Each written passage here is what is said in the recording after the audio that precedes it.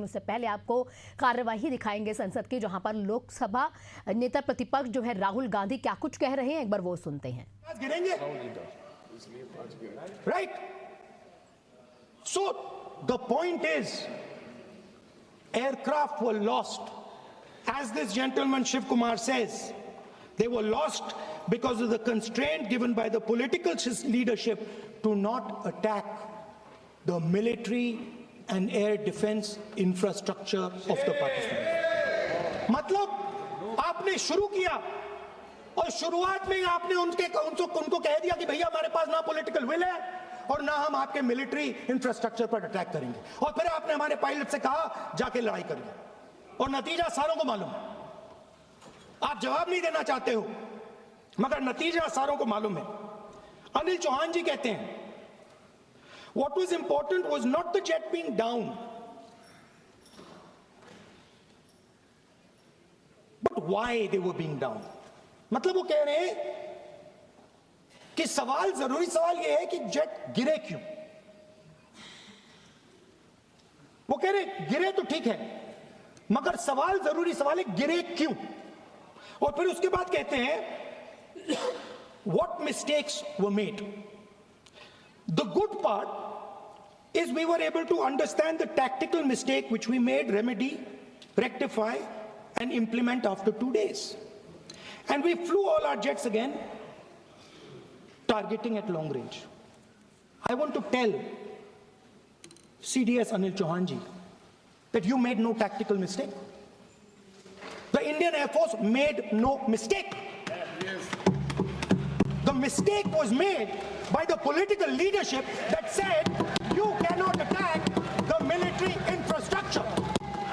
And Anil Chauhan ji must have the guts to say this, that my hands were tied behind my back and I was sent into a war, and my enemy was told by my own government that we will not attack your air defense system.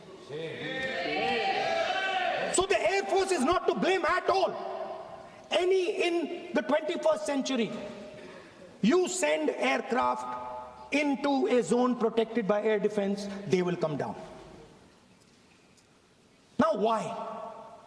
Why was the Pakistani government told at 1:35 that हम ना आपके infrastructure को attack करेंगे, ना आपके air defence को attack करेंगे, और हम एस्केलेशन नहीं चाहते?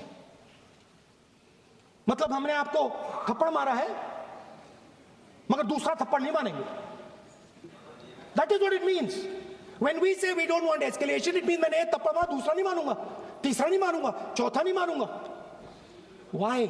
Because the goal of this exercise was to protect the Prime Minister's image. Yes.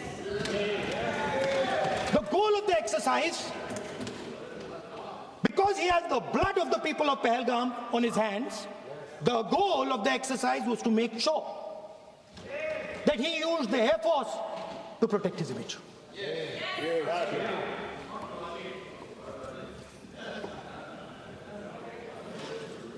After that,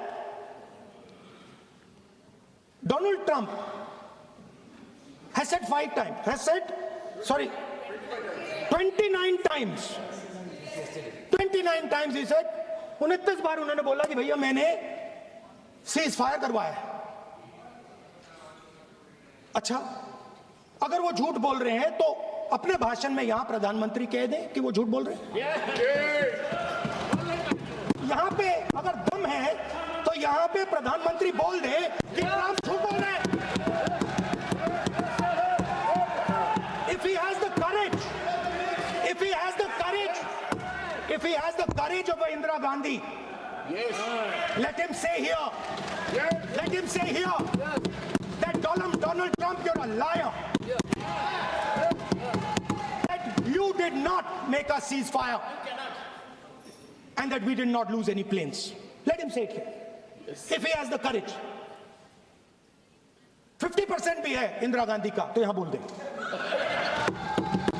50% होगा तो बोल देगा, बोल देंगे. सॉरी सर, एक साइड से 7th फ्लीट आ रही है, बोल दीजिए सर. सर मजा आ रहा है. ऐसा नहीं सर, अभी सर अभी तो मैंने ओपनिंग नहीं किया सर, आपका समय अभी तो मैं सेट हो रहा हूँ, समय है आपका कम। अभी सेट हो रहा हूँ सर, थोड़ी ढील दीजिए। अगर दम है, अगर सचमुच में दम है, तो आज शाम यहां प्रधानमंत्री को कह देना चाहिए Donald Trump is a liar, झूठ बोल रहा है डोनाल्ड ट्रंप।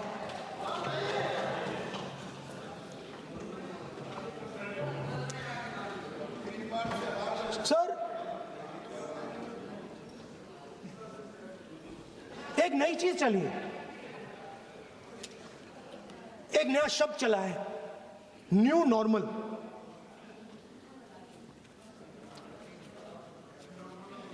कि न्यू नॉर्मल है, एक्सटर्नल अफेयर्स मिनिस्टर नहीं है बट वो यूज करते हैं। भाषण में उन्होंने कहा कि सारे के सारे देशों ने टेररिज्म को कंडेम किया है। Absolutely 100% correct. मगर उन्होंने यह नहीं बताया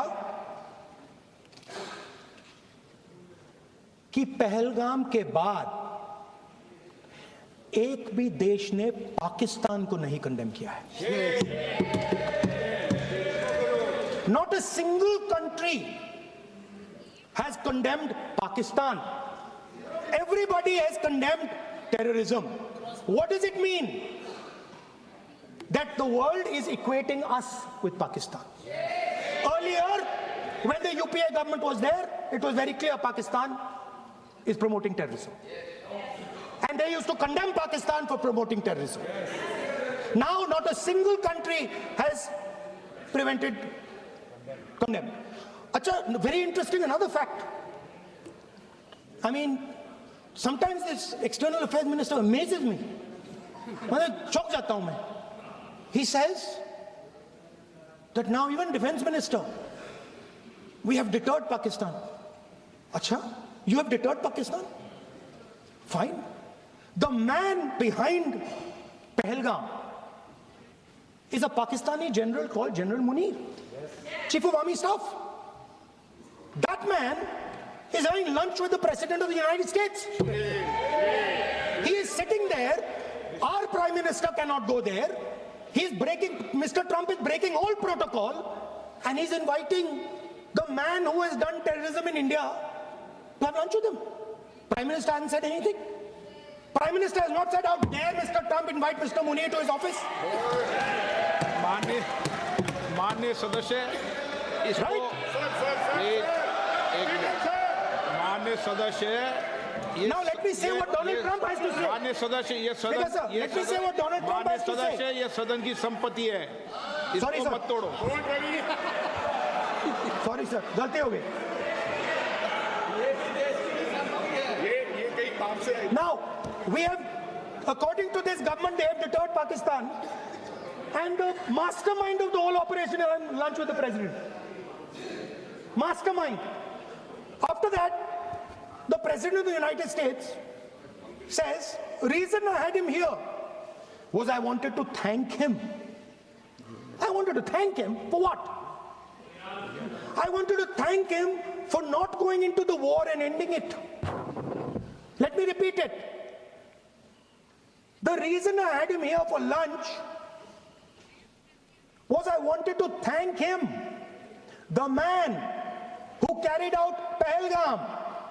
I wanted to thank him for not going into the war and ending it.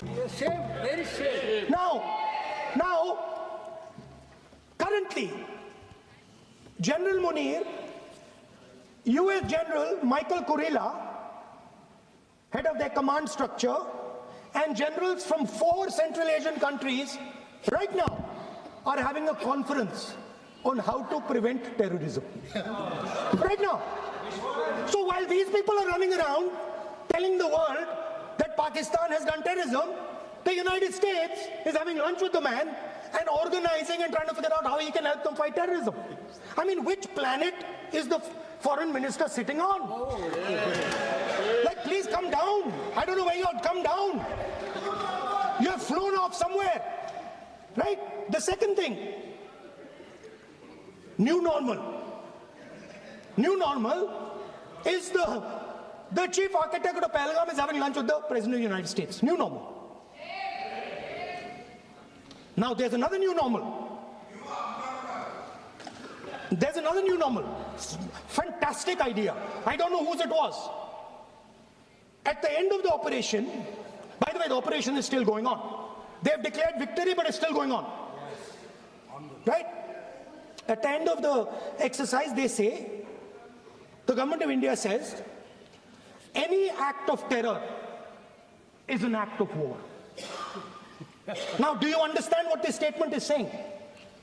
What this statement is saying is that any terrorist now who wants to make India fight a war has just got to do one attack in India. मतलब आपने पूरी की पूरी power आतंकवादियों को उठा के दे दी कि भैया आपको युद्ध चाहिए ना, आप एक अटैक कर दो, युद्ध हो जाएगा. It's craziness.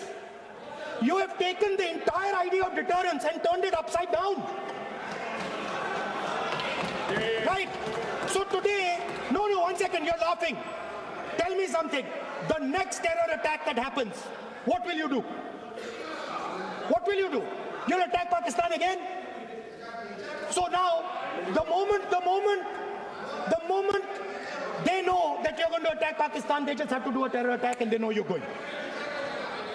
So, this government is clueless even about what deterrence means. Right? This government is clueless about what political will means. This government is clueless about what it means to let the Army, Air Force, Navy fight. That's the reality of the situation. Now, I said in this house, standing right here, about 3-4 months back, and they laughed at me. They laughed at me.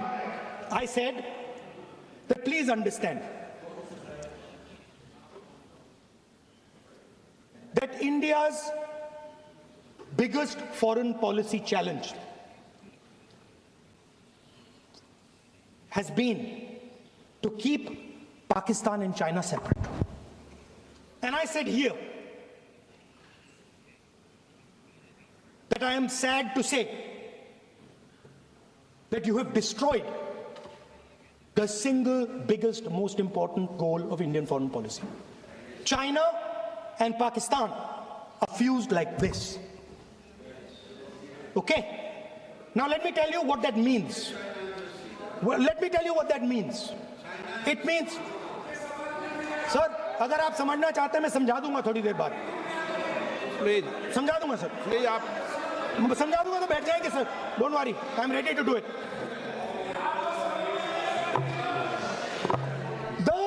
What happened actually, the truth of what happened, because I have to say that. What happened is that the government of India thought they were fighting Pakistan. And when they arrived, they suddenly realized that they were not fighting Pakistan, they were fighting China and Pakistan. Yes. Meaning that the Pakistani army was attached. Pakistani Air Force was attached to the Chinese Air Force. And not only that, the doctrine of the Pakistani Air Force was completely changed. The information available to the Pakistani Air Force was completely changed, and the Chinese were feeding information, critical battlefield information, satellite information, targeting information to the Pakistanis. And if you don't believe me, 1 second. If you don't believe me, General Rahul Singh, during a FICCI event, May 11th, when the DGMO level talks were going on, Pakistan actually was mentioning, we know that you such and such important vector is primed and ready for action. I would request you to perhaps pull it back. And he says, so it is very clear they were getting live battlefield inputs from China.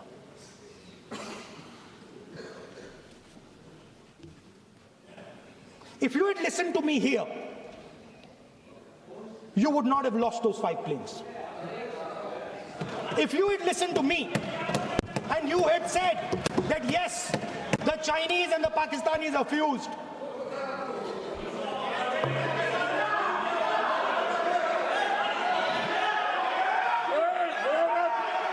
sir, EM, External Affairs Minister says yesterday in his speech, he says the two-front war concept is a very old concept. I don't know what he's talking about. The two-front war concept is gone. It doesn't exist anymore. There is now a unified front concept where there is only one unified single front, and war is going to be held on multiple domains: space, electromagnetic, cyber, undersea, air, space, air, land, sea. So he does not even understand the basics of warfare. He's talking about two front. That ship has sailed long ago. Speaker, sir, how did this integration between Pakistan and China take place? I want to make it clear. There is a center called CENTIAC, Center for AI and Computing, that was built in Pakistan with Chinese help. That was built in Pakistan with Chinese help. And the aim of the center is to integrate the Pakistani Air Force with the Chinese Air Force and make and transform the Pakistani Air Force into a network-centric Air Force. Speaker, sir, as I speak, and since 2021, Pakistani officers, strategic officers, have been embedded in the PLA's Western and Northern Theatre Commands. They are sitting there, coordinating.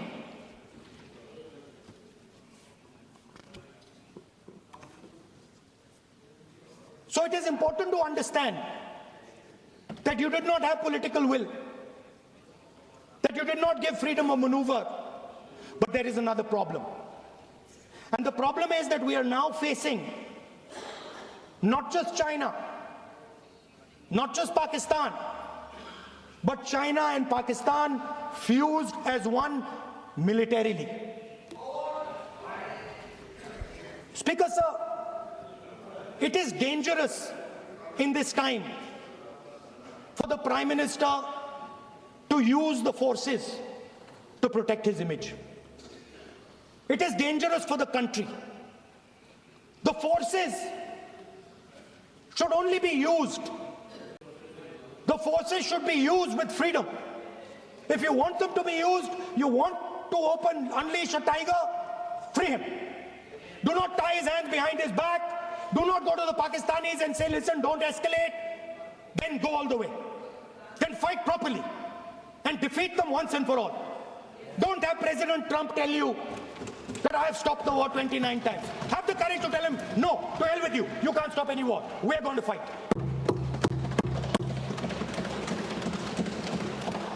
Speaker, sir, there is also I don't mean to keep mentioning External Affairs Minister, but it comes up because he's central to this discussion.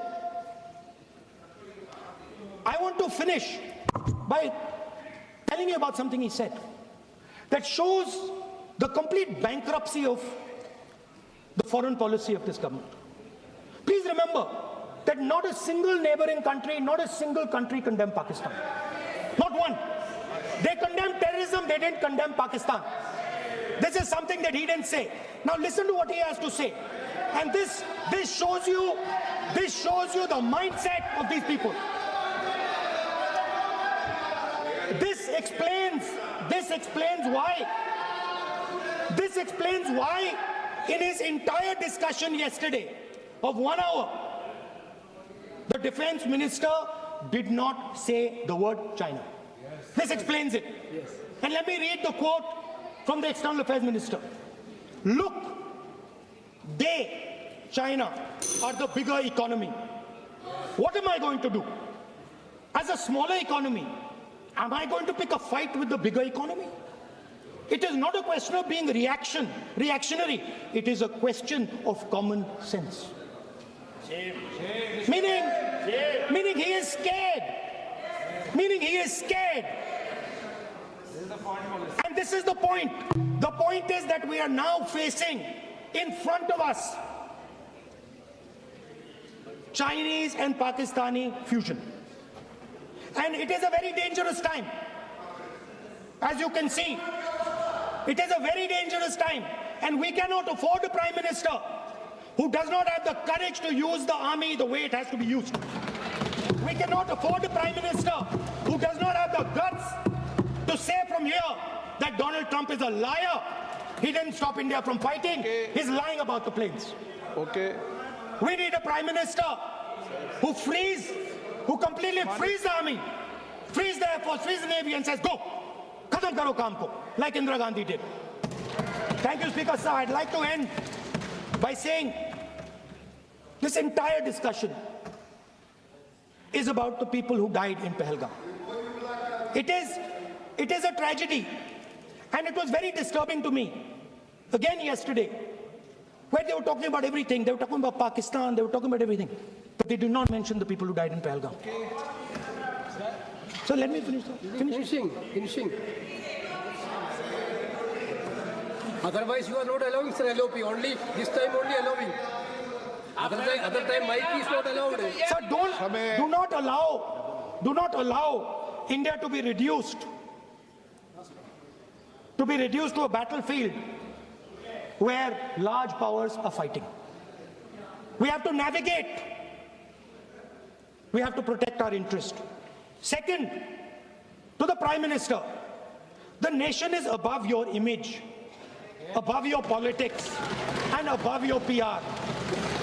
The forces are above your PR, your image, and your politics. Have the humility to understand that. Have the dignity to understand that. And do not sacrifice the armed forces and national interest for your own petty political gains. Thank you, sir. सभा की कार्रवाई इस विषय की समाप्ति तक बढ़ा दी जाए। डॉक्टर संबित पात्रा।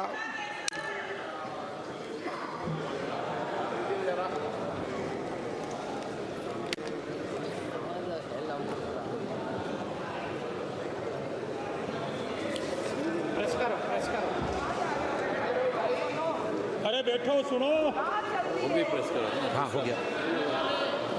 माननीय सभापति जी, आपका बहुत बहुत आभार व्यक्त करता हूं। आपने इस महत्वपूर्ण विषय पर मुझे अपने वक्तव्य को रखने के लिए यहां आज्ञा प्रदान किया है। मैं आज एक बहुत महत्वपूर्ण श्लोक से अपने वक्तव्य को आरंभ करूंगा। कर्पूर गौरम करुणावतारम संसार सारम भुजगेंद्रहारम सदा वसंतम हृदयारविंदे भवम भवानी सहितम नमामि। आज मां भवानी के सिंदूर को और महादेव के त्रिशूल को मैं नमन करता हूं। मां भवानी का सिंदूर और जब तक महादेव हो चुके थे। भारत ने 6 मई रात और 7 मई सुबह जैसा तय किया था वैसी कार्रवाई की और पाकिस्तान कुछ नहीं कर पाया। 22 मिनट में 22 अप्रैल का निर्धारित लक्ष्य के साथ हमारी सेना ने ले लिया। दूसरा पक्ष, आदरणीय अध्यक्ष जी, पाकिस्तान के साथ हमारी लड़ाई की तो कई बार हुई है, लेकिन ये पहली ऐसी भारत की रणनीति बनी कि जिसमें पहले जहां कभी नहीं गए थे वहां हम पहुंचे। पाकिस्तान के कोने कोने में आतंकी अड्डों को धुआं धुआं कर दिया गया।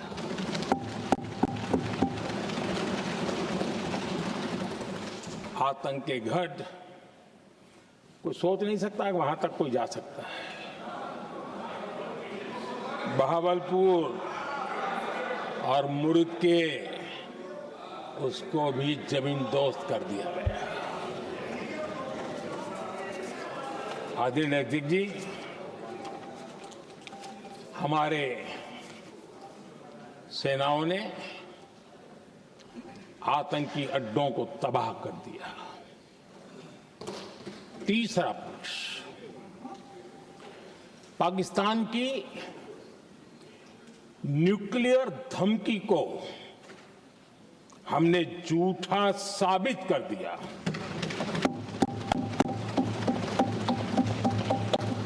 भारत ने सिद्ध कर दिया कि न्यूक्लियर ब्लैकमेलिंग अब नहीं चलेगा और न ही ये न्यूक्लियर ब्लैकमेलिंग के सामने भारत झुकेगा। आदरणीय अध्यक्ष जी, चौथा पक्ष, भारत ने दिखाई अपनी तकनीकी क्षमता। पाकिस्तान के सीने पर सटीक प्रहार किया। पाकिस्तान के एयरबेस एसेट्स को भारी नुकसान हुआ और आज तक उनके कई एयरबेस आईसीयू में पड़े हैं। आज टेक्नोलॉजी आधारित युद्ध का युग है। ऑपरेशन सिंदूर इस महारत में भी सफल सिद्ध हुआ है।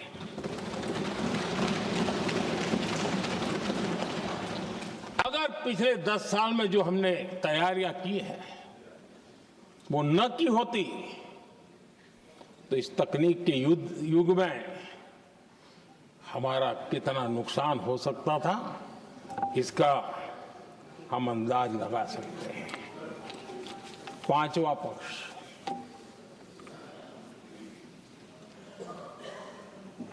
ऑपरेशन सिंदूर के दरमियान पहली बार हुआ जब आत्मनिर्भर भारत की ताकत को दुनिया ने पहचाना। Made in India drone, made in India missile ने पाकिस्तान के हथियारों की पोल खोल करके रख दी।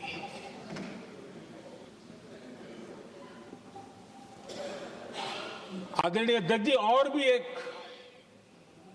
महत्वपूर्ण काम जो हुआ है, वैसे जब राजीव गांधी जी थे उस समय उनके जो एक डिफेंस का काम देखने वाले अमोस थे,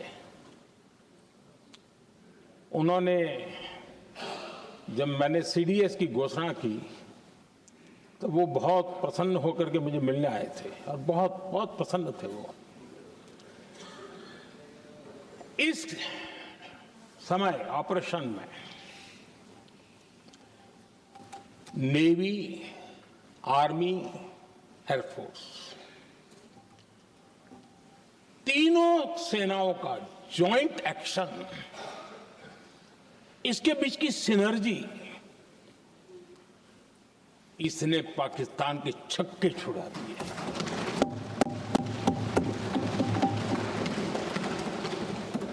आदरणीय अध्यक्ष जी, आतंक की घटनाएं पहले भी देश में होती थी, लेकिन पहले आतंकवादियों के मास्टरमाइंड निश्चिंत होते थे और वो आगे की तैयारी में लगे रहते थे, उनको पता था कुछ नहीं होगा। लेकिन अब स्थिति बदल गई है। अब हमले के बाद मास्टरमाइंड को नींद नहीं आती, उनको पता है कि भारत आएगा और मार के जाएगा।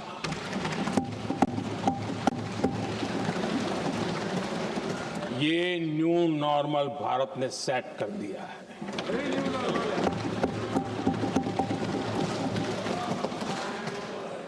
आदरणीय अध्यक्ष जी, दुनिया ने देख लिया कि हमारी कार्यवाही का दायरा कितना बड़ा, स्केल कितना बड़ा। सिंदूर से लेकर के सिंधु तक पाकिस्तान पर कार्रवाई की है। ऑपरेशन सिंदूर ने तय कर दिया कि भारत में आतंकी हमले की उसके आकाओं को और पाकिस्तान को भारी कीमत चुकानी पड़ेगी। अब ऐसे ही नहीं जा सकते। आदरणीय अध्यक्ष जी, ऑपरेशन सिंदूर से स्पष्ट होता है कि भारत ने 3 सूत्र तय किए हैं।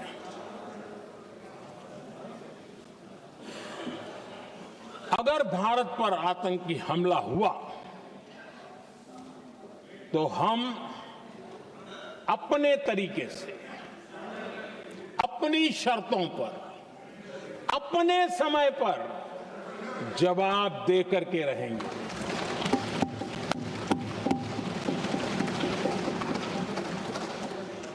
दूसरा, कोई भी न्यूक्लियर ब्लैकमेल अब नहीं चलेगा।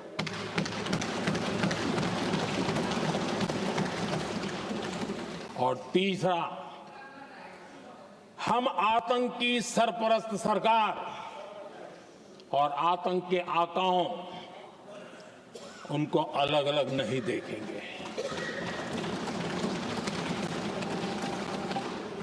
आदरणीय अध्यक्ष जी,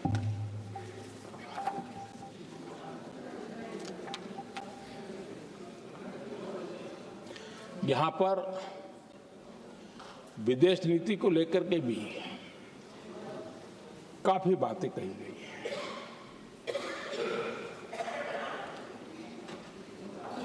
दुनिया के समर्थन को लेकर के भी काफी बातें कही गई हैं। मैं आज सदन में कुछ बातें पूरी स्पष्टता से कह रहा हूं। दुनिया में किसी भी देश ने भारत को अपनी सुरक्षा में कार्रवाई करने से रोका नहीं है।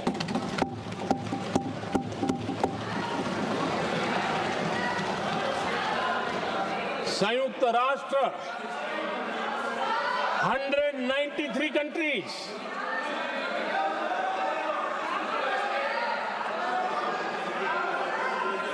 सिर्फ 3 देश 193 कंट्री में सिर्फ 3 देश ऑपरेशन सिंदूर के दौरान पाकिस्तान के समर्थन में बयान दिया था। Only 3 countries.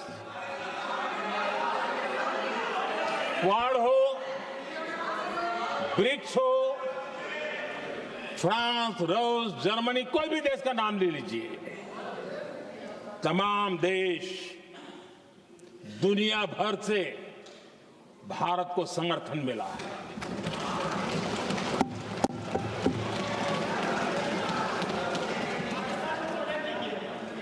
आदरणीय अध्यक्ष जी,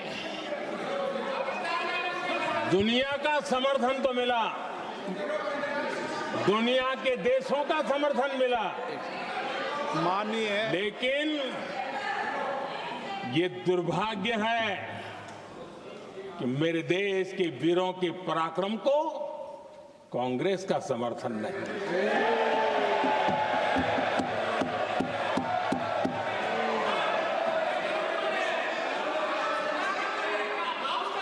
22 अप्रैल के बाद,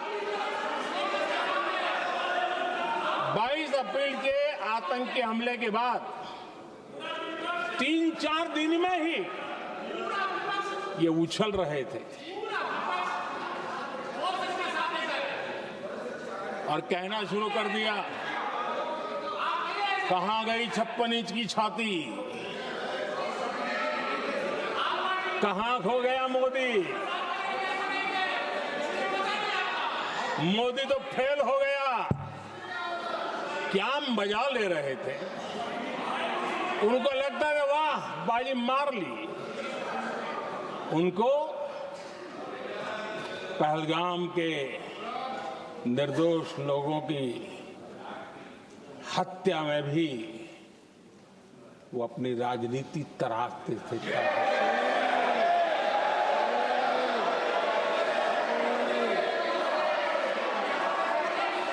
अपनी स्वार्थी राजनीति के लिए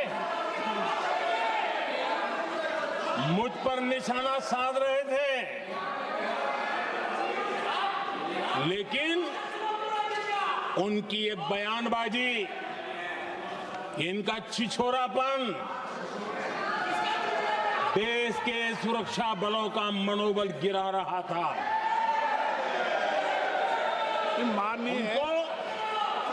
माननीय प्रतिपक्ष के नेता, एक मिनट, प्रतिपक्ष के नेता आपकी बात सबने ध्यान से सुनी। आप बेटे कांग्रेस कर रहे हैं और कुछ नेताओं को पीछे से, ये उचित नहीं है आपके लिए। न भारत के सामर्थ्य पर भरोसा है और न ही भारत की सेनाओं पर। इसलिए वो लगातार ऑपरेशन सिंदूर पर सवाल उठा रहे हैं। ऐसा करके आप लोग मीडिया में हेडलाइंस तो ले सकते हैं, लेकिन देशवासियों के दिलों में जगह नहीं बना सकते।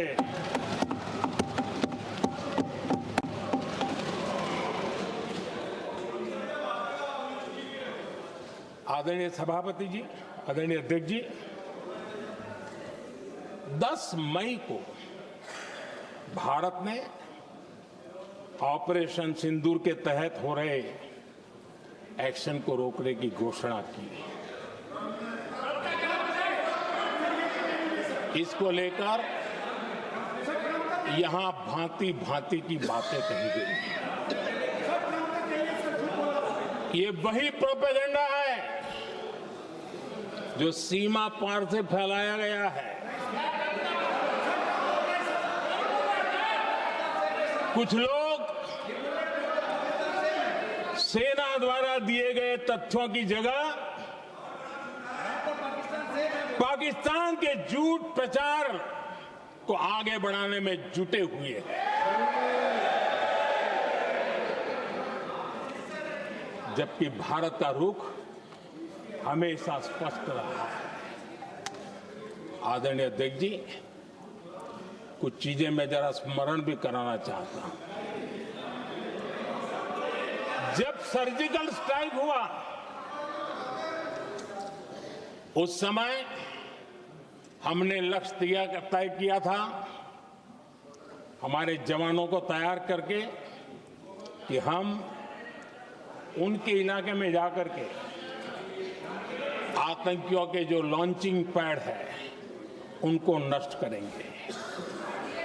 और सर्जिकल स्ट्राइक, एक रात के उस ऑपरेशन में हमारे लोग सूर्योदय होते होते काम पूरा करके वापस आए। लक्ष्य निर्धारित था कि ये करना है। जब बालाकोट एयर स्ट्राइक किया तो हमारा लक्ष्य तय था कि आतंकियों के जो ट्रेनिंग सेंटर्स है, इस बार हम उसको तबाह करेंगे। और हमने वो भी करके दिखाया। ऑपरेशन सिंदूर के समय हमारा लक्ष्य तय था, और हमारा लक्ष्य था कि आतंक के जो एपी सेंटर है और पहलगाम के आतंकियों को जहां से पुरजोश योजना बनी, ट्रेनिंग मिली, व्यवस्था मिली, उस पर हमला करेंगे। हमने उनके नाभि पर हमला कर दिया।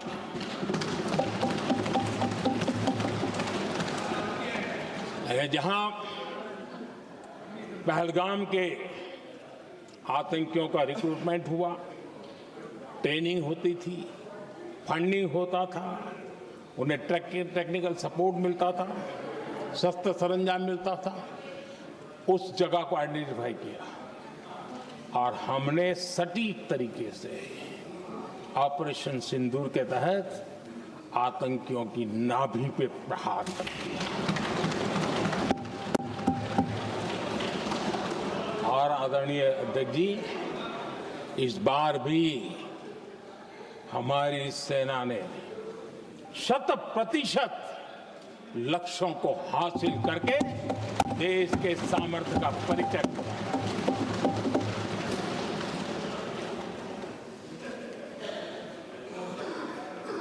कुछ लोग जानबूझ करके कुछ चीजें भूलने में इंटरेस्टेड होते हैं। देश भूलता नहीं है, देश को याद है। 6 रात और 7 मई सुबह ऑपरेशन हुआ था और 7 मई को सुबह भारत ने प्रेस कॉन्फ्रेंस हमारी सेना ने की और इस प्रेस कॉन्फ्रेंस में भारत ने स्पष्ट कर दिया था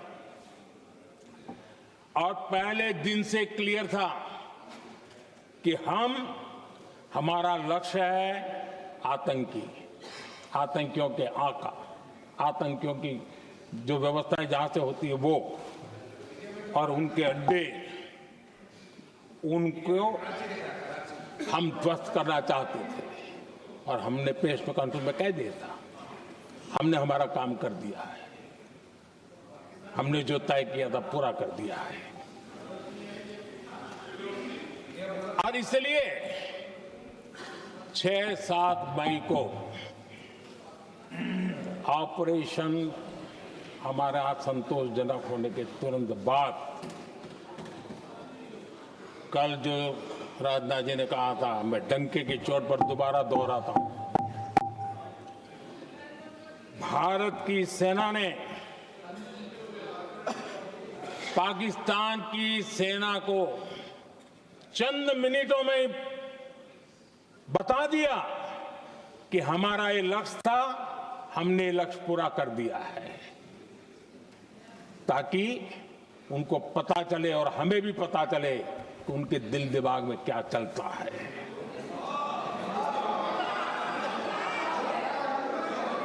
हमने अपना लक्ष्य 100% हासिल कर लिया था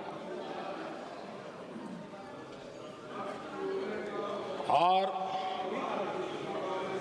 पाकिस्तान में समझदारी होती तो आतंकियों के साथ खुलेआम खड़े रहने की गलती न करता। उसने निर्लज्ज होकर के आतंकवादियों के साथ खड़े रहने का फैसला किया। हम पूरी तरह तैयार थे, हम भी मौके की तलाश में थे, लेकिन हमने दुनिया को बताया था कि हमारा लक्ष्य आतंकवाद है, आतंकवादी आका है, आतंकवादी ठिकाने हैं, वो हमने पूरा कर दिया। लेकिन जब पाकिस्तान ने आतंकियों की मदद में आने का फैसला किया और मैदान में उतरने की हरकत की, तो भारत की सेना ने सालों तक याद रह जाए ऐसा करारा जवाब दे करके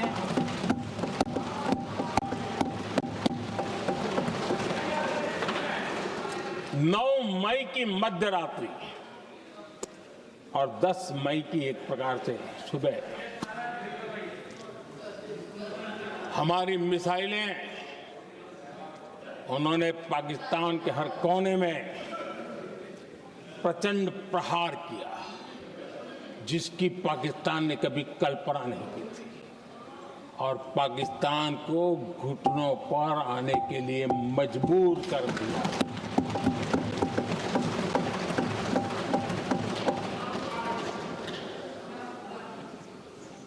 और आपने टीवी में भी देखा है, वहां से क्या बयान आते थे। पाकिस्तान के लोग, अरे मैं तो स्विमिंग पूल में नहा रहा था, कोई कह रहा था मैं तो दफ्तर जाने की तैयारी कर रहा था, हम कुछ सोचे पहले तो भारत ने तो हमला कर दिया। ये पाकिस्तान के लोगों के बयान है और देश ने देखे हैं, स्विमिंग पूल में नहा रहा था।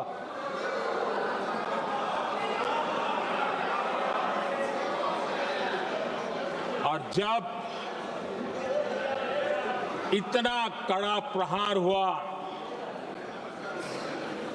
पाकिस्तान ने कभी सोचा तक नहीं था, तब जाकर के पाकिस्तान ने फोन करके डीजीएमओ के सामने फोन करके गुहार लगाई, बस करो, बहुत मारा, अब ज्यादा मार झेलने की ताकत नहीं है,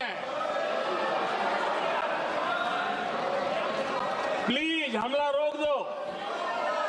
ये पाकिस्तान के डीजीएमओ का फोन था। और भारत ने तो पहले दिन ही कह दिया था, 7 तारीख सुबह की प्रेस देख लीजिए, कि हमने हमारा लक्ष्य पूरा कर दिया है, अगर आप कुछ करोगे तो महंगा पड़ेगा। और आप धीरे ऐसे कैसे चलता है? प्लीज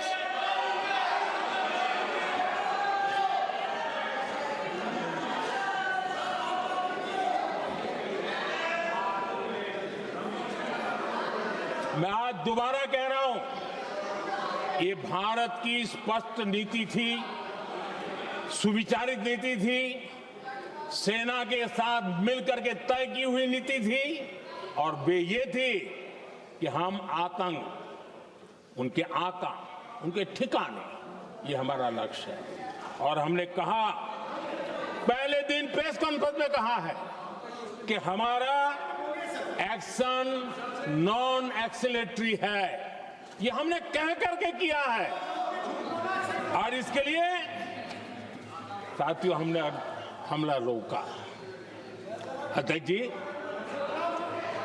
दुनिया के किसी भी नेता ने भारत के ऑपरेशन रोकने के लिए नहीं कहा।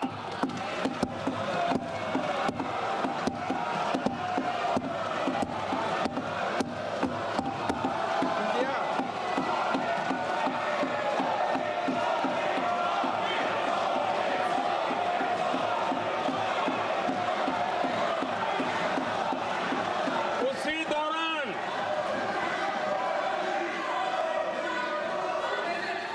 9 तारीख को रात को अमेरिका के उपराष्ट्रपति जी ने मुझसे बात करने का प्रयास किया।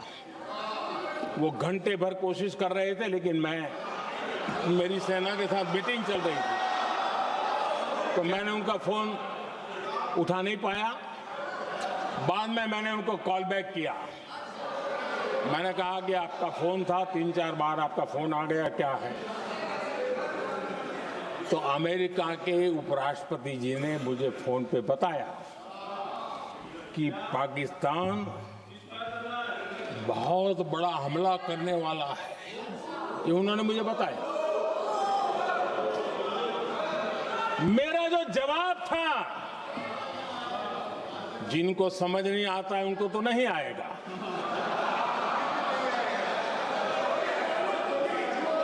मेरा जवाब था, अगर पाकिस्तान का ये इरादा है तो उसे बहुत महंगा पड़ेगा। ये मैंने अमेरिका के उपराष्ट्रपति को कहा।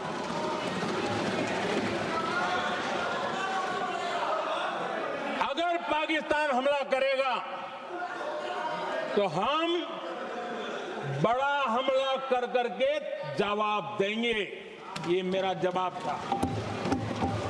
और आगे मेरा एक वाक्य था, मैंने कहा था, हम गोली का जवाब गोले से देंगे। ये 9 तारीख रात की बात है,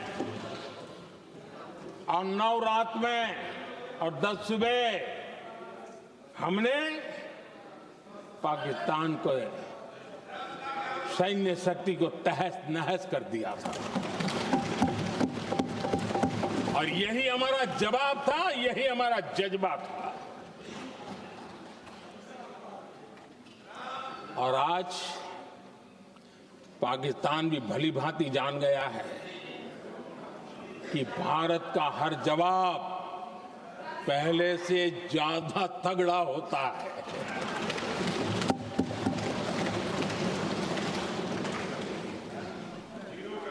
उसे ये भी पता है कि अगर भविष्य में नौबत आई तो भारत आगे कुछ भी कर सकता है।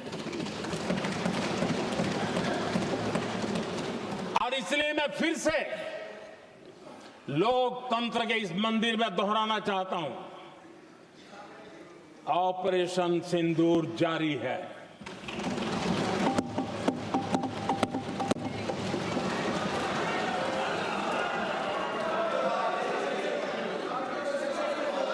पाकिस्तान ने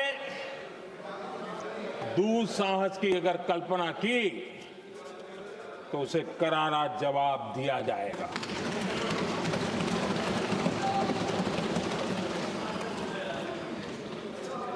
आदरणीय अध्यक्ष जी, आज का भारत आत्मविश्वास से भरा हुआ है। आज का भारत आत्मनिर्भरता के मंत्र को लेकर के पूरी शक्ति के साथ तेज गति से आगे बढ़ रहा है।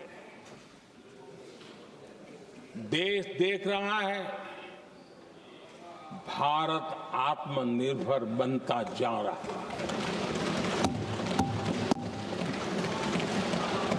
लेकिन देश ये भी देख रहा है कि एक तरफ तो भारत आत्मनिर्भरता की ओर तेज गति से आगे बढ़ रहा है, लेकिन कांग्रेस मुद्दों के लिए पाकिस्तान पर निर्भर होती जा रही है।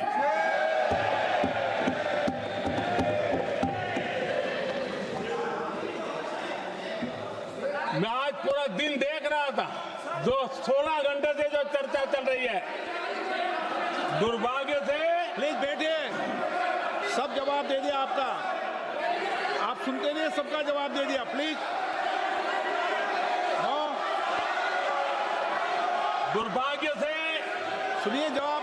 कांग्रेस को पाकिस्तान के मुद्दे इंपोर्ट करने पड़ रहे हैं।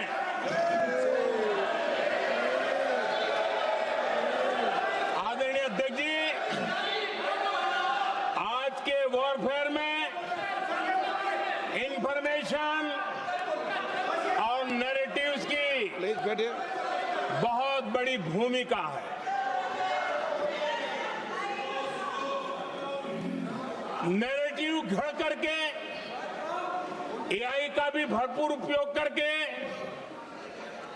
सेनाओं के मनोबल को कमजोर करने के खेल भी खेले जाते हैं। जनता के अंदर अविश्वास पैदा करने के भी भरपूर प्रयास होते हैं। दुर्भाग्य से कांग्रेस और उसके सहयोगी पाकिस्तान के ऐसे ही प्रपंच के प्रवक्ता बन चुके हैं।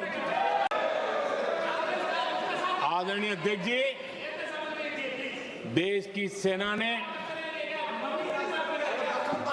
आदरणीय अध्यक्ष जी, ये तरीका है देश आपका? की सेना ने, बैठिए बैठिए। देश की सेना ने सर्जिकल स्ट्राइक की, बैठिए।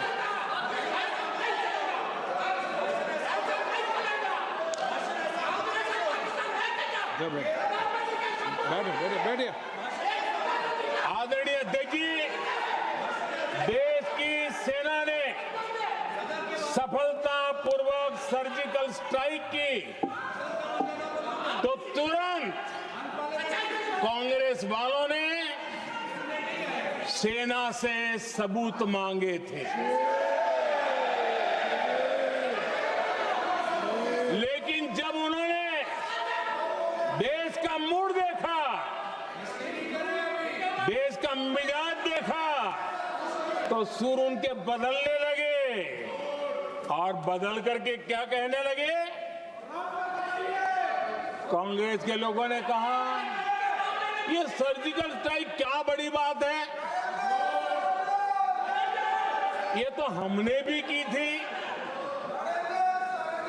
एक ने कहा 3 सर्जिकल स्ट्राइक की थी, दूसरे ने कहा 6 सर्जिकल स्ट्राइक की थी, तीसरे ने कहा 15 सर्जिकल स्ट्राइक की थी। जितना बड़ा नेता उतना बड़ा आंकड़ा चल रहा था।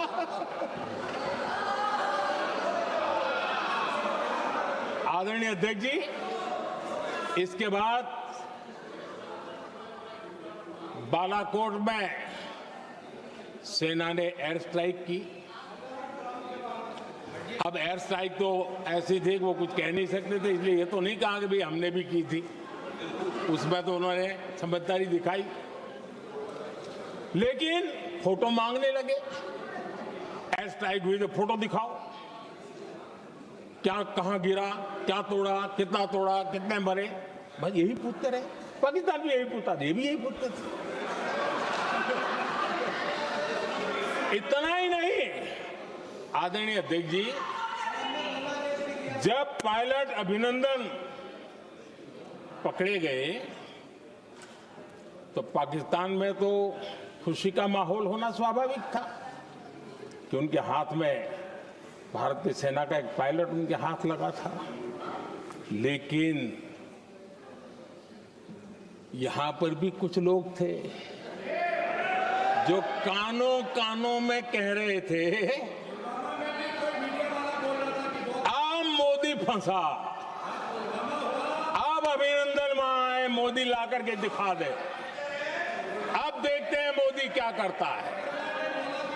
आज डंके की चोट पर अभिनंदन वापिस आएगा।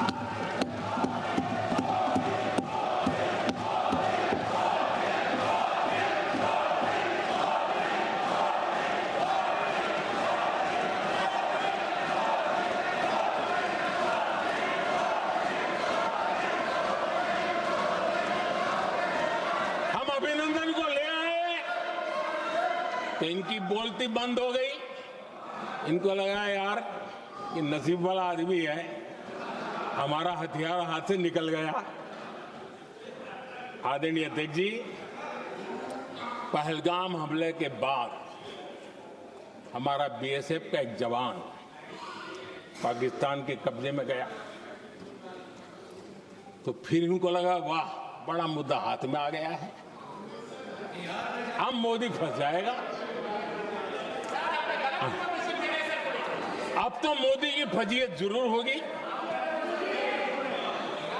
और उनकी इकोसिस्टम ने सोशल मीडिया में बहुत सारी कथाएं वायरल की कि ये बीएसएफ के जवान का क्या होगा, उसके परिवार का क्या होगा, ये वापस आएगा, कब आएगा, कैसे आएगा, न जाने क्या क्या चला दिया।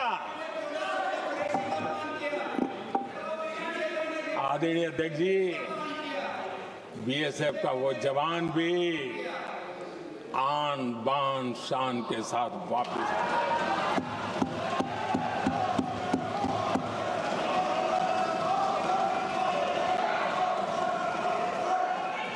आतंकवादी रो रहे हैं, आतंकवादियों के आका रो रहे हैं और उनको रोते देखकर यहां भी कुछ लोग रो रहे हैं।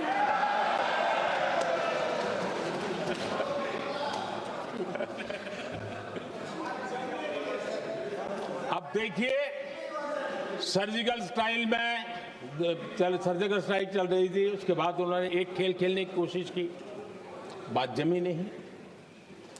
एयर स्ट्राइक हुई तो दूसरा खेल खेलने की कोशिश की, वो भी जमी नहीं। जब ये ऑपरेशन सिंदूर हुआ तो उन्होंने नया पैंतरा शुरू किया। और क्या शुरू किया? रोक क्यों दिया? पहले तो मानने को तैयार नहीं थे कि मुक्त करते, अब कहते रोक क्यों दिया? वाहरे बयान बहादुरों,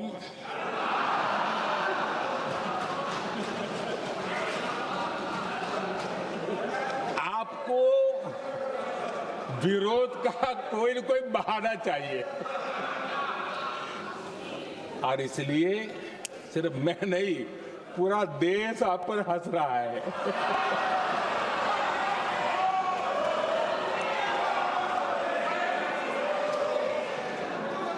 आदरणीय अध्यक्ष जी, सेना का विरोध, सेना के प्रति एक पता नहीं नेगेटिविटी, ये कांग्रेस का पुराना रवैया रहा। देश ने अभी अभी करगिल विजय दिवस मनाया, लेकिन देश पूरी तरह जानता है कि उनके कार्यकाल में और आज तक करगिल के विजय को कांग्रेस ने अपनाया नहीं। न करगिल विजय दिवस मनाया है, न करगिल विजय का गौरव किया। इतिहास साक्षी है अध्यक्ष जी। जब डोकलाम में सैन्य हमारा शौर्य दिखा रहा था, तब कांग्रेस के नेता चुपके चुपके किससे ब्रीफिंग लेते थे, वो सारी दुनिया अब जान गई।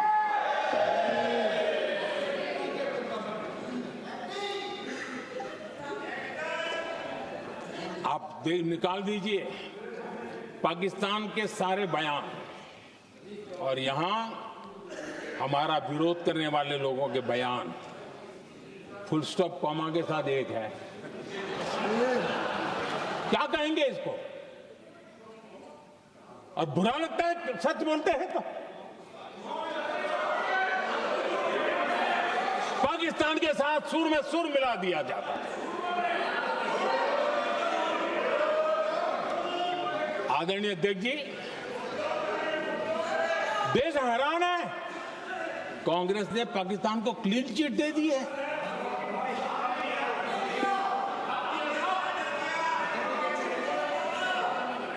उनकी ये हिम्मत, और इनकी आदत जाती नहीं है, ये हिम्मत कि पहलगाम के आतंकी पाकिस्तानी थे, इसका सबूत दो।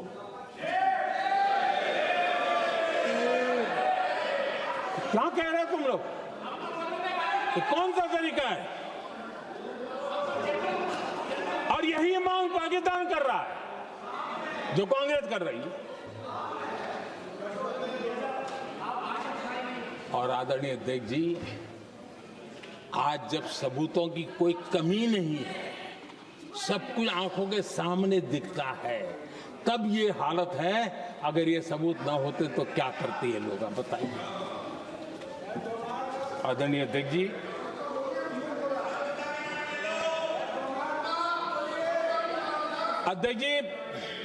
ऑपरेशन सिंदूर के एक पार्ट की तरफ तो चर्चा भी बहुत होती है, ध्यान भी जाता है, लेकिन देश के लिए कुछ गौरव की क्षणें होती हैं, ताकत की परिचय होता है, उसकी तरफ भी ध्यान जाना बहुत आकर्षित है। हमारे एयर डिफेंस सिस्टम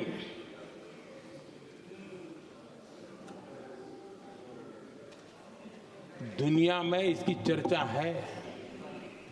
हमारे एयर डिफेंस सिस्टम ने पाकिस्तान की मिसाइल और ड्रोन्स उसको तिनके की तरफ बिखेर दिया था।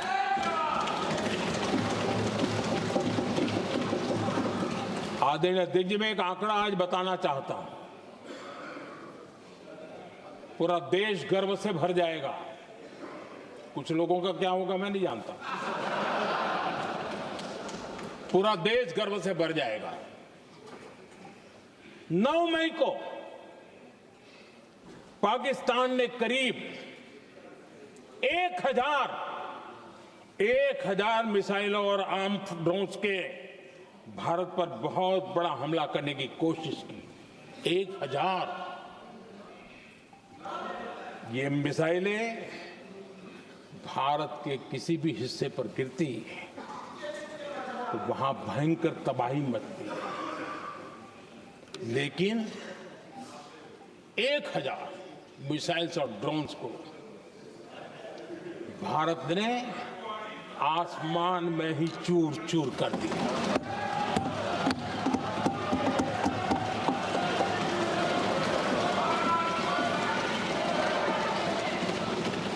हर देशवासी को इससे गर्व हो रहा। लेकिन जैसे कांग्रेस के लोग इंतजार कर रहे थे, कुछ तो गड़बड़ होगी यार, मोदी मरेगा, कहीं तो फंसेगा।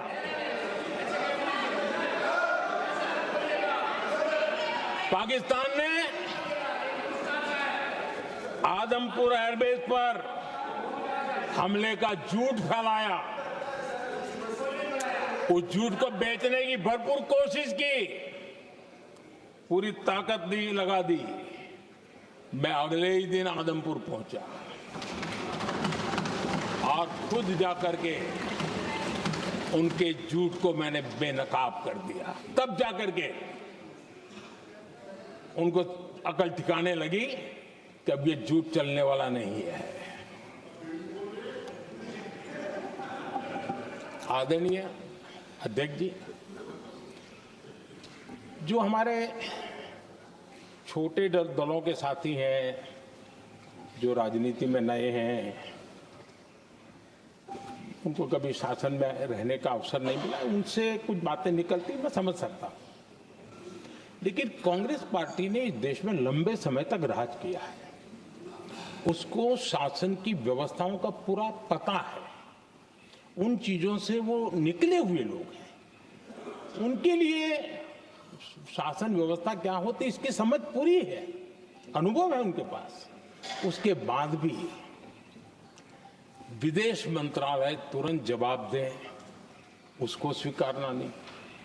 विदेश मंत्री जवाब दे, इंटरव्यू दे, बार बार बोले, उसको स्वीकारना नहीं। गृह मंत्री बोले, रक्षा मंत्री बोले, किसी पर भरोसा नहीं।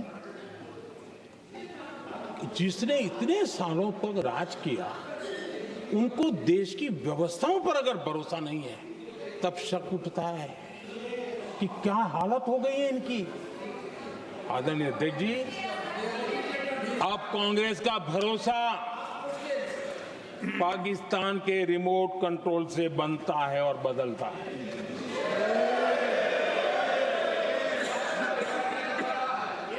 आदरणीय अध्यक्ष जी, एक बिल्कुल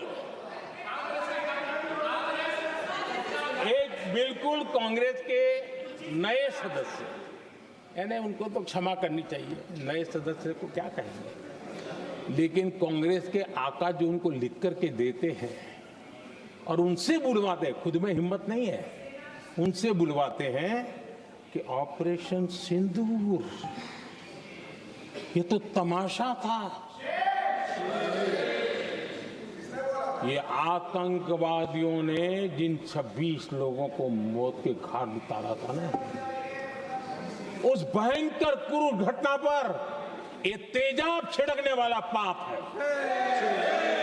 तमाशा कहते हो, आपकी असहमति हो सकती है, और ये कांग्रेस के नेता बुलवाते हैं।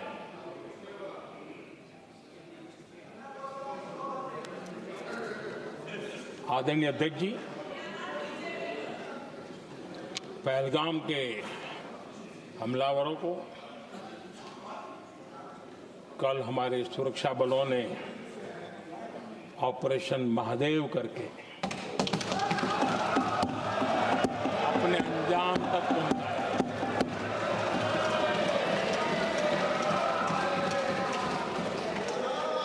लेकिन मैं हैरान हूं, जब राष्ट्र शस्त्र से सुरक्षित होते हैं, तभी वहां शास्त्र की, ज्ञान की चर्चाएं जन्म ले पाती है। जब सीमा पर सेनाएं मजबूत होती है, तभी लोकतंत्र प्रखर होता है। आदरणीय अध्यक्ष जी, ऑपरेशन सिंदूर बीते दशक में भारत की सेना के सशक्तिकरण का एक साक्षात प्रमाण है। ऐसे ही नहीं हुआ है। कांग्रेस के शासन के दौरान सेनाओं को आत्मनिर्भर बनाने के संबंध में सोचा तक नहीं जाता था। आज भी आत्मनिर्भर शब्द की मजाक उड़ाई जाती है। वैसे वो महात्मा गांधी से आया हुआ है, लेकिन आज भी मजाक उड़ाई जाती है। हर रक्षा सौदे में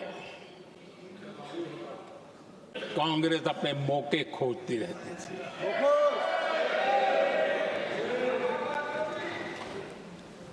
छोटे छोटे हथियारों को लिए विदेशों पर निर्भरता, ये इनका कार्यकाल रहा है। Bullet proof jacket, night vision camera तक नहीं होते थे, और लंबा लिस्ट है।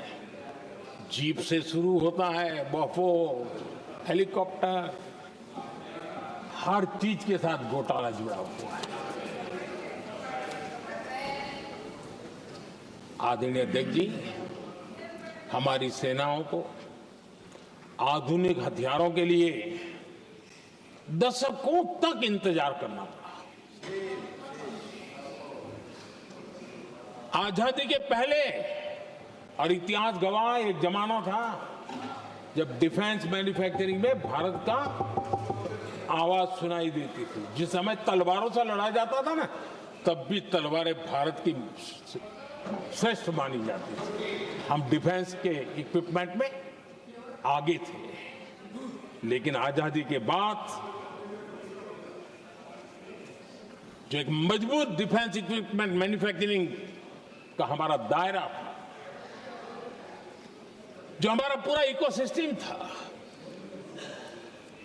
उसको सोच समझ करके तबाह कर दिया गया, उसको दुर्बल किया गया।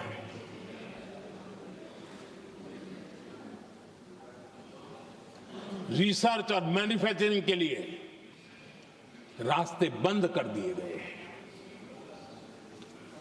अगर इसी नीति पर हम चलते तो भारत इस 21वीं सदी में ऑपरेशन सिंदूर के संबंध में सोच भी नहीं सकता। यह हालत करके रखा हुआ था उन्होंने। भारत को सोचना पड़ता कि अगर कोई एक्शन लेना है तो शस्त्र कहां से मिलेंगे, साधन कहां से मिलेगा, बारूद कहां से मिलेगा, समय पर मिलेगा या नहीं मिलेगा, बीच बचाव में रुकता नहीं जाएगा, ये टेंशन पालना पड़ता है।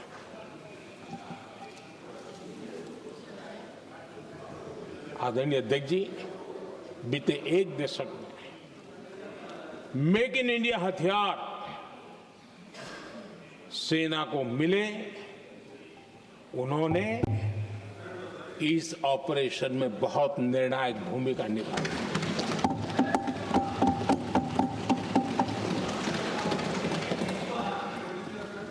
आदरणीय अध्यक्ष जी, एक दशक पहले भारत के लोगों ने संकल्प लिया, हमारा देश सशक्त, आत्मनिर्भर और आधुनिक राष्ट्र बने। रक्षा, सुरक्षा, हर क्षेत्र में बदलाव के लिए एक के बाद एक ठोस कदम उठाए गए, सीरीज ऑफ रिफॉर्म्स किए गए, और देश में सेना में जो रिफॉर्म्स हुए हैं, जो आजादी के बाद पहली बार हुए। चीफ ऑफ डिफेंस स्टाफ की नियुक्ति, ये विचार कोई नया नहीं था, दुनिया में प्रयोग भी चलते हैं, भारत में निर्णय नहीं होते थे। हमने, ये बहुत बड़ा रिफॉर्म था, हमने किया, और बहुत ही मैं हमारी तीनों सेनाओं का अभिनंदन करता हूं कि इस व्यवस्था को उन्होंने दिल से सहयोग किया है, दिल से स्वीकार किया है। सबसे बड़ी ताकत जॉइंटनेस और इंटीग्रेशन की। इस समय नेवी हो, एयरफोर्स हो, आर्मी हो, ये इंटीग्रेशन और जॉइंटनेस ने हमारी ताकत को अनेक गुना बढ़ा दिया और उसका परिणाम भी हमें नजर में आया है। ये हमने करके देखा है। सरकार की जो डिफेंस प्रोडक्शन की कंपनियां थी उसमें हमने रिफॉर्म किए। शुरुआत में वहां पर आग लगाना, आंदोलन करवाना, हड़तालें करवाने के खेल चल रहे थे, अभी भी बंद नहीं हुए हैं। लेकिन देश हित को सर्वोपरि मान करके उन डिफेंस इंडस्ट्री के हमारे जो लोग थे सरकारी व्यवस्था में, उन्होंने इसको मन से लिया, रिफॉर्म को स्वीकार किया और वो भी आज बहुत प्रोडक्टिव बन गए। इतना ही नहीं, हमने प्राइवेट सेक्टर के लिए भी डिफेंस के दरवाजे खोल दिए हैं और आज भारत का प्राइवेट सेक्टर आगे आ रहा है। आज स्टार्टअप्स डिफेंस के क्षेत्र में हमारे 27-30 साल के नौजवान, टियर 2, टियर 3 सिटी के नौजवान, कई कुछ जगह तो बेटियां स्टार्टअप का नेतृत्व कर रही है। डिफेंस के सेक्टर में सैकड़ों की तादाद में आज स्टार्टअप काम कर रहे हैं। ड्रोन्स, एक प्रकार से मैं कह सकता हूं, ड्रोन्स की जितनी भी एक्टिविटी हमारे देश में हो रही है, शायद एवरेज 30-35 की उम्र होगी जो लोग कर रहे हैं, सारे लोग, और सैकड़ों की तादाद में कर रहे हैं। और उसका ताकत, क्योंकि इनका भी योगदान था इसमें, जिन्होंने इस प्रकार के प्रोडक्शन किए हैं, और वो हमें ऑपरेशन सिंदूर में बहुत काम आए। मैं उन सबके प्रयासों को बहुत साधुवाद करता हूं और मैं उनको विश्वास दिलाता हूं, आगे बढ़िए, अब देश रुकने वाला नहीं है। आदरणीय अध्यक्ष जी, डिफेंस सेक्टर में मेक इन इंडिया ये नारा नहीं था। हमने इसके लिए बजट पॉलिसी में जो परिवर्तन करना था, जो नए इनिशिएटिव ले रहे थे, वो नए इनिशिएटिव लिए। और सबसे बड़ी बात, क्लियर कट विजन के साथ हमने देश में make in India defence sector के अंदर तेज गति से हम आगे बढ़ रहे हैं। आदरणीय अध्यक्ष जी, एक दशक में डिफेंस का बजट लगभग पहले से 3 गुना हुआ है। डिफेंस प्रोडक्शन में करीब करीब 250% वृद्धि हुई है, 250% वृद्धि हुई है। 11 वर्षों में डिफेंस एक्सपोर्ट 30 गुना से भी ज्यादा बढ़ा है, 30 गुना से ज्यादा। डिफेंस एक्सपोर्ट आज दुनिया के करीब 100 देशों तक हम पहुंचे। और आदरणीय अध्यक्ष जी, कुछ चीजें ऐसी होती हैं जो इतिहास में बहुत बड़ा प्रभाव छोड़ती हैं। ऑपरेशन सिंदूर ने डिफेंस का जो मार्केट है उसमें भारत का झंडा गाड़ दिया है। भारत के हथियारों की डिमांड आज बढ़ती चली जा रही है, मांग बढ़ रही है। ये भारत में उद्योगों को भी बल देगी, एमएसएमई को बल देगी, हमारे नौजवानों को रोजगार देगी और हमारे नौजवान अपनी बनाई चीजों से दुनिया में अपनी ताकत का प्रदर्शन कर पाएंगे। ये आज दिख रहा है, मैं देख रहा हूं। डिफेंस के क्षेत्र में जो आत्मनिर्भर भारत की दिशा में हम जो कदम उठा रहे हैं, मैं हैरान हूं। कुछ लोगों को आज भी तकलीफ हो रही है, जैसे उनका खजाना लूट गया। ये कौन सी मानसिकता है? देश को ऐसे लोगों को पहचानना होगा। आदरणीय अध्यक्ष जी, मैं स्पष्ट करना चाहता हूं, डिफेंस में भारत का आत्मनिर्भर होना ये आज की शस्त्रों की स्पर्धा में के काल में विश्व शांति के लिए भी जरूरी है।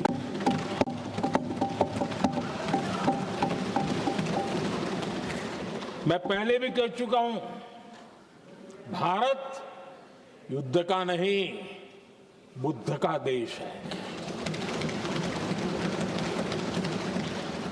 हम समृद्धि, शांति चाहते हैं, लेकिन हम ये कभी न भूले कि समृद्धि का और शांति का रास्ता शक्ति से ही गुजरता है।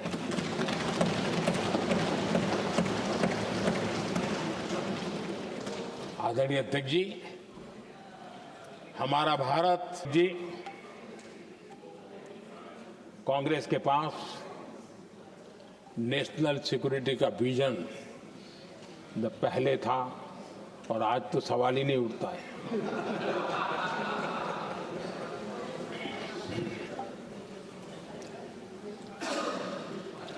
कांग्रेस ने हमेशा नेशनल सिक्योरिटी पर समझौता किया। आज जो लोग पूछ रहे हैं पीओके को वापस क्यों नहीं लिया,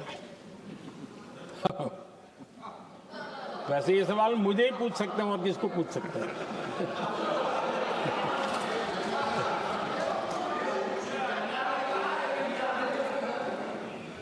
लेकिन इसके पहले जवाब देना होगा पूछने वालों को।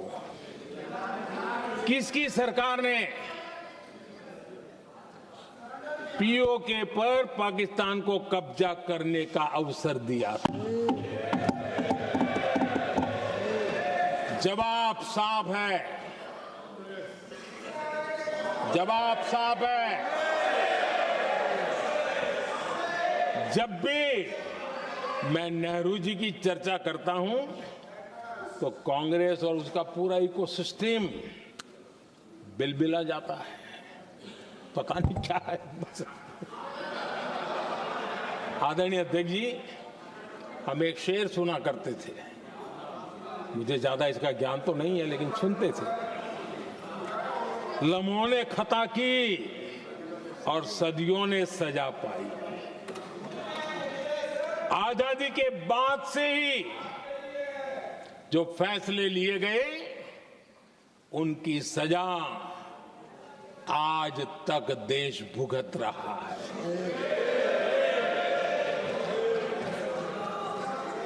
यहां बार बार एक बात का जिक्र हुआ और मैं फिर से करना चाहूंगा। अक्साई चीन की उस पूरे क्षेत्र को बंजर जमीन करार दिया गया, ये कह करके तो बंजर है। देश की 38,000 वर्ग किलोमीटर जमीन हमें खोनी पड़ी।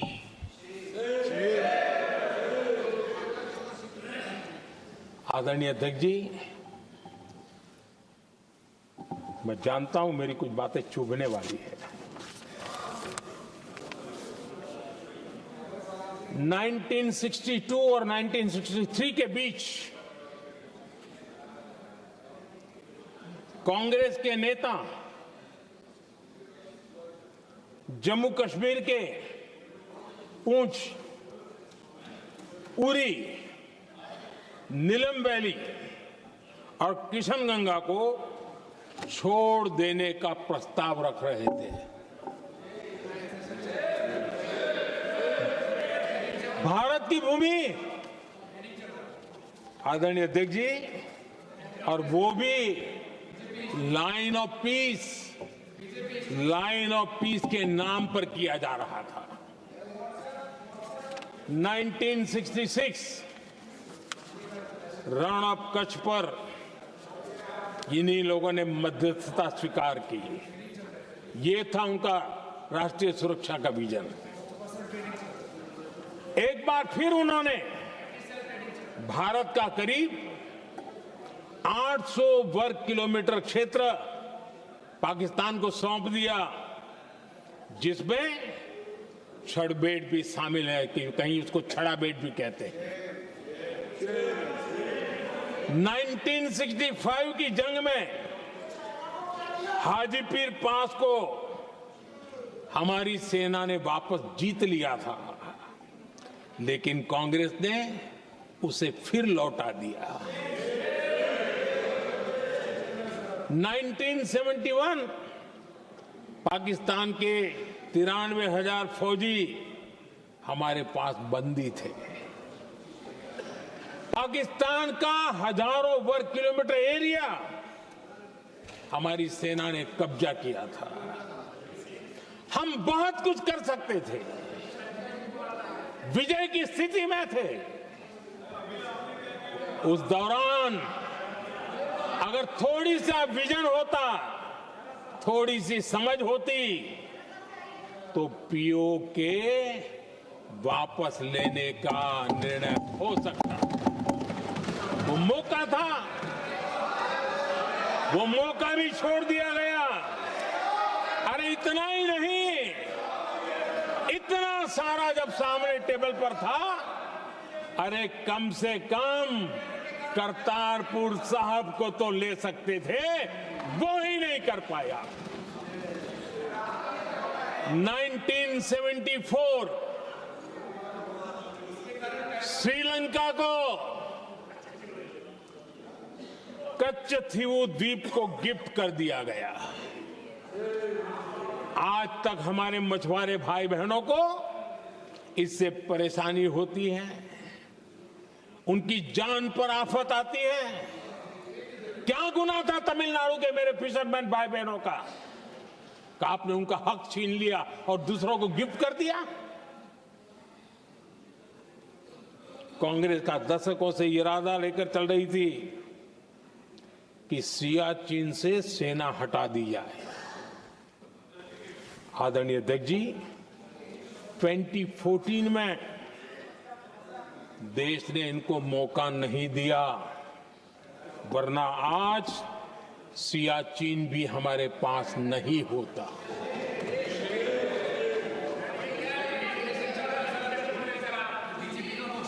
आदरणीय अध्यक्ष जी, आजकल कांग्रेस के जो लोग हमें डिप्लोमेसी का पाठ पढ़ा रहे हैं, मैं उन्हें उनकी डिप्लोमेसी याद दिलाना चाहता हूं, ताकि उनको भी कुछ याद रहे, पता चले। 26/11 जैसे भयंकर हमले के बाद बहुत बड़ा आतंकी हमला था।